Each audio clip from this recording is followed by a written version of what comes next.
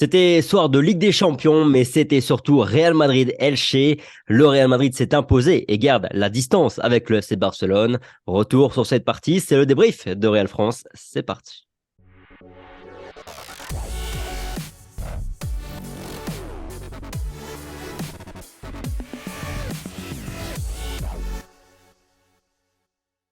Bonjour, bonsoir à tous. Ravi de vous retrouver aujourd'hui pour un nouvel épisode, un nouveau débrief de Real France. Comme d'habitude, en compagnie de Rota. Salut Rota, comment ça va? Ça va, merci. Et toi? Écoute, ça va, ça va.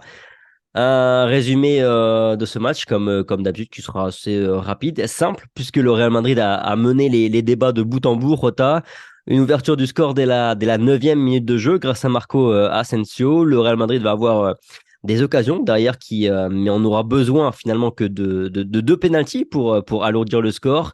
3 buts à 0 à la pause grâce à deux transformations de Karim Benzema.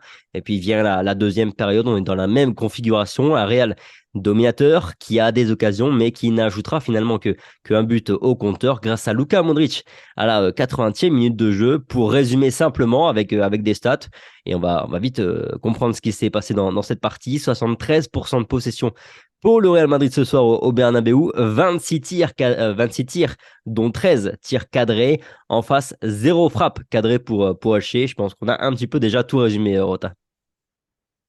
Ouais, c'était clairement un match à sens unique ce soir. Le Real Madrid s'est baladé face à une équipe qui est pratiquement déjà condamnée à descendre en fin de saison. Écart de 2, 3, 4 classes mondiales entre les deux équipes. Le Real s'est amusé ce soir à Bernabeu. Un Real qui a maîtrisé son sujet de A à Z, donc. Et finalement, c'est positif, car limite une évolution par rapport au mondial des clubs et ce qu'on a observé, ce qu'on a noté, notamment ce nombre de buts encaissés un peu trop gros. Ouais, alors je pense qu'il y avait encore moins d'adversité. Pour être très honnête, je pense que les Égyptiens et les Saoudiens étaient au-dessus en termes. Enfin, ont proposé quelque chose d'un peu plus intense que ne l'a fait Elche. Mais le Real a maîtrisé les débats. Le Real Madrid a fait énormément de jeux, s'est procuré beaucoup d'occasions, a été très performant dans l'axe du terrain avec des attaques un peu réparties dans les trois coins du terrain, à droite, à gauche, dans l'axe. Donc vraiment beaucoup de variété dans le jeu, beaucoup de mouvements, beaucoup de fluidité. Beaucoup de présence dans la surface adverse également. C'est rare pour être souligné et ça m'a énormément plu. Et puis, on a découvert ou redécouvert encore que ce milieu à trois, Camavinga, Valverde, Ceballos, comme on l'avait vu à Bilbao, est un milieu de terrain qui fonctionne et qui fait en sorte que le Real Madrid joue encore plus au football. Et ça fait plaisir ce soir. Est-ce que ça valide pour toi les progrès observés durant le mondial, ou là, c'était que Elche en face, comme tu l'as dit, ça semblait quand même, et je suis d'accord avec toi, plus faible encore que ce qu'on a vu en adversité lors de ce mondial. Elche qui est 20e de Liga, honnêtement, j'ai du mal à voir comment ils vont réussir à se maintenir cette saison. Ou est-ce que, donc du coup, pour toi, ça valide quand même un petit peu les progrès, ou est-ce que tu attends de voir encore les prochains matchs? J'attends de voir quand même parce qu'Elche était vraiment très très faible. C'est une équipe qui venait de gagner à domicile d'ailleurs face à Villarreal. Il me semble que c'était leur première victoire de la saison. Ils ont 9 points, donc il me semble qu'ils ont fait c'est ça 6 nuls et puis cette victoire-là. Sinon c'est pas de victoire depuis début 2022. Donc c'est très très compliqué pour eux et on l'a vu ce soir. Pas de réaction d'orgueil, pas de réelle volonté de gagner. Défensivement ça défendait très très mal en bloc, euh, vraiment collectivement et individuellement. Donc je ne sais pas s'il y a des gros enseignements à tirer. Ce qu'il faut savoir, c'est que le Real accumule de la confiance en tous les cas. Le Real Madrid répète des bases, euh, voilà, fait des phases de jeu, travaille des phases de jeu, et puis répète des mouvements. Donc ça, forcément, c'est toujours bon de prendre des automatismes. On a vu par exemple Rodrigo et Karim Benzema s'entendre très très bien sur le terrain, pour ne citer que, mais il y a eu aussi d'autres choses et d'autres combinaisons de joueurs qui ont très très bien fonctionné. Donc il y a quand même forcément des choses très positives à retenir. Maintenant, voilà, on va attendre les prochains matchs avec des adversaires un petit peu plus costauds. Et puis là, on se fera un peu plus une idée sur l'évolution du Real Madrid et les progrès collectifs qu'on aperçoit depuis 2-3 matchs, notamment offensivement. C'est qui ton MVP dans ce match? Ceballos. Ceballos a été démentiel. Il a vraiment une classe mondiale technique balle au pied qui est exceptionnelle. Il lit le jeu avant tout le monde. Il voit les espaces avant tout le monde.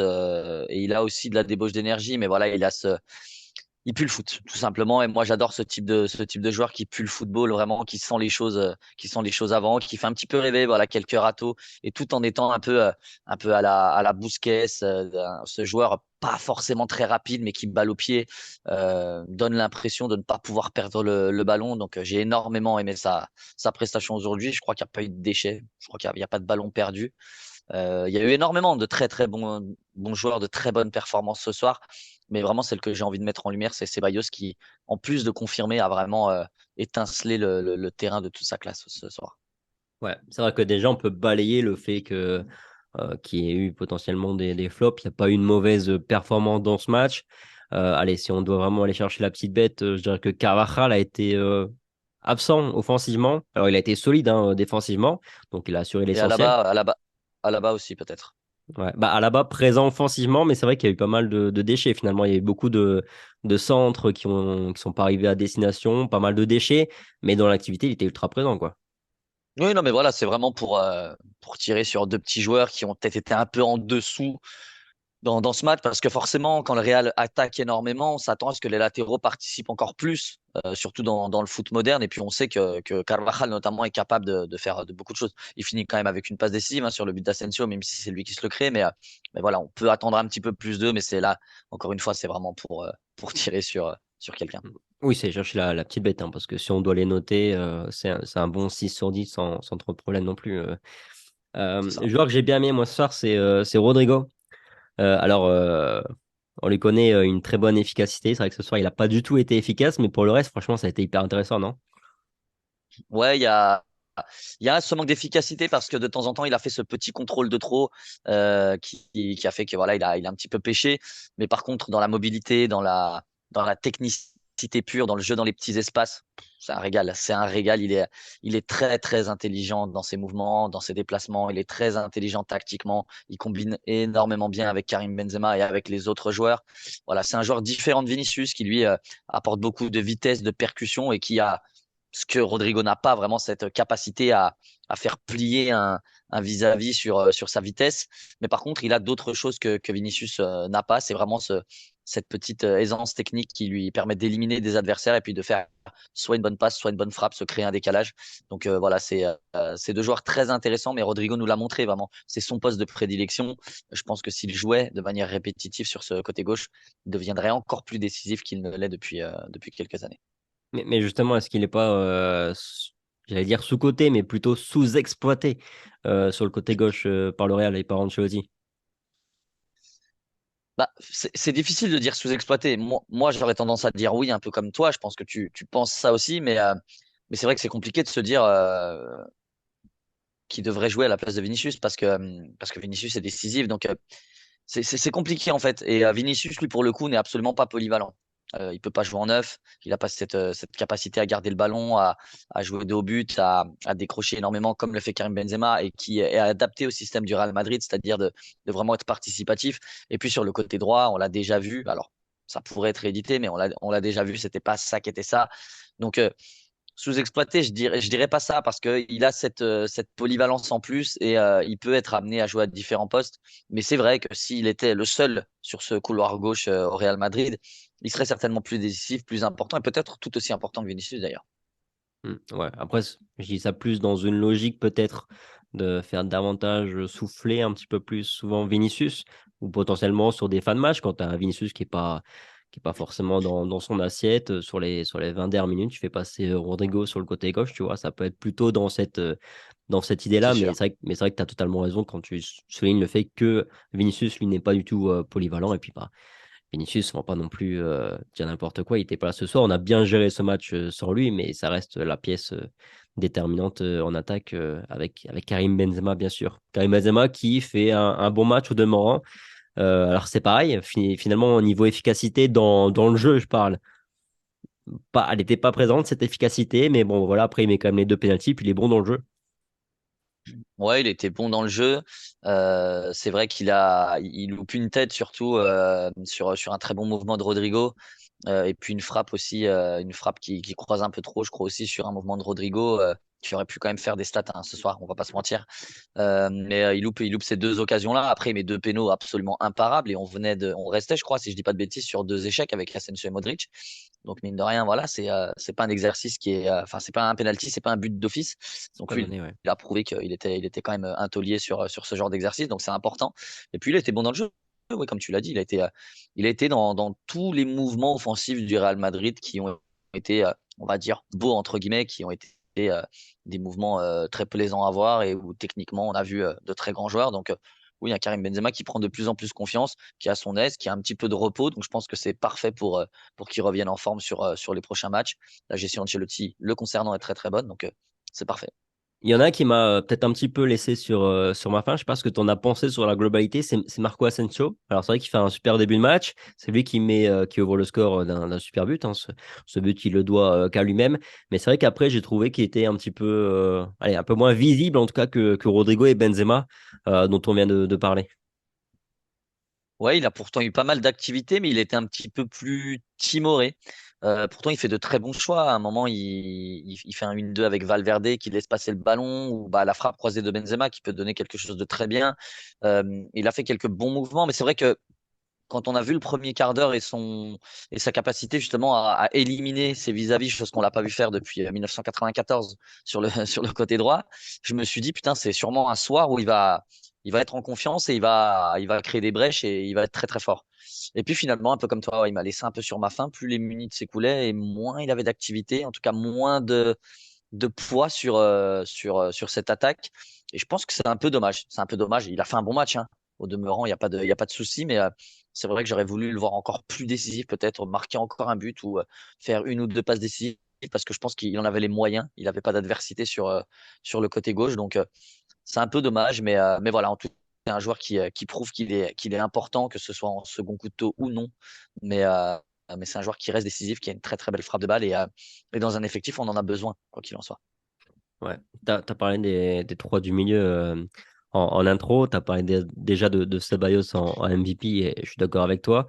Kama et Fede, comment tu les as trouvés sur le plan individuel? Kamavinga qui a commencé en tant que numéro 6 et puis qui, après, avec l'entrée d'Aurélien Tchouameni, est passé relayeur et qui fait d'ailleurs une passe décisive sur le quatrième but de Modric, même si je trouve quand même que, allez, peut-être sur la fin de match, pardon, il y a eu un petit peu plus de déchets, sûrement physiquement aussi, peut-être qu'il a un petit peu flanché, mais je trouve qu'encore une fois, il fait un bon match, très bon match.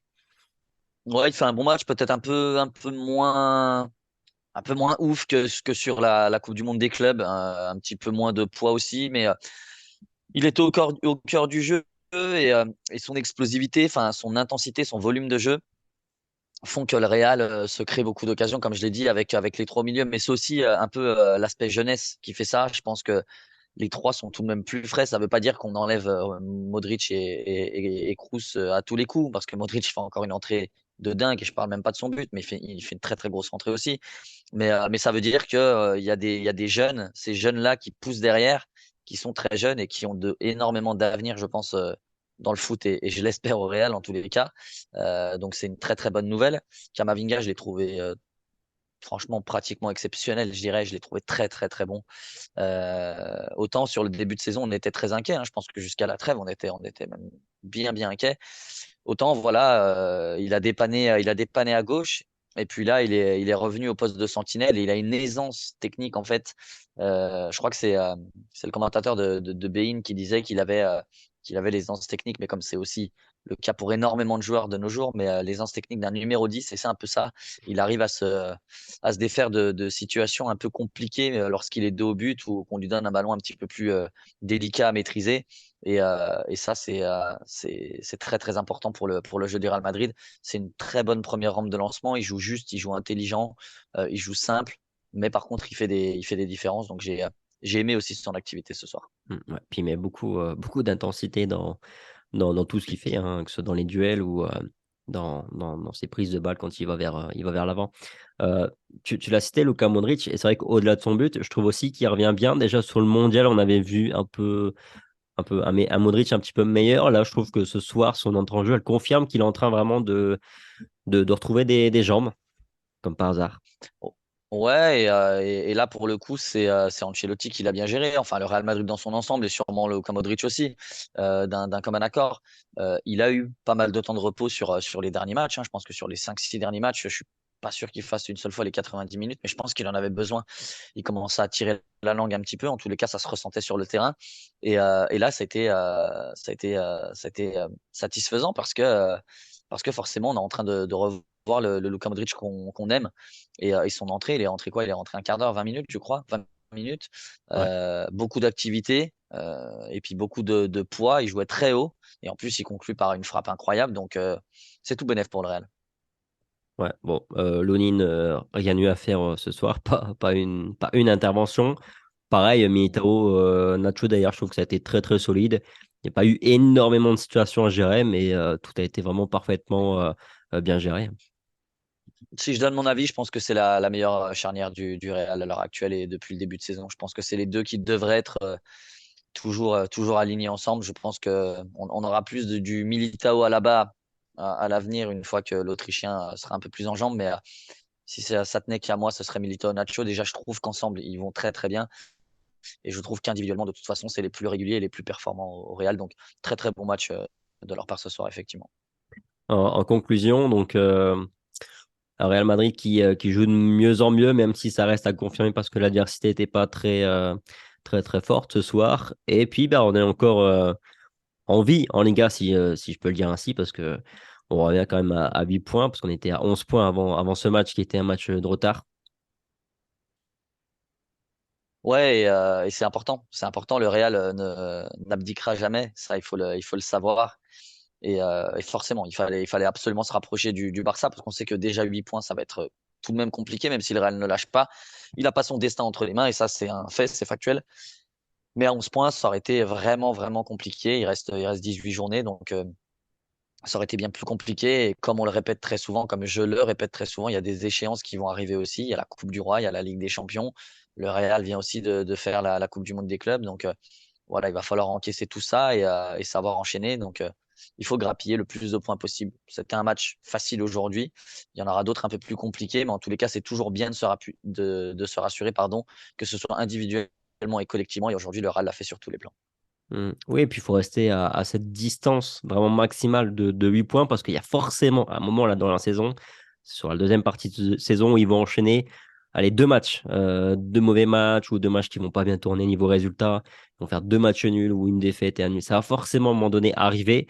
Et donc, bah, si on reste à cette hauteur-là, on aura la possibilité de revenir beaucoup plus proche. Et puis à ce moment-là, après, tout sera possible pour le sprint final, clairement.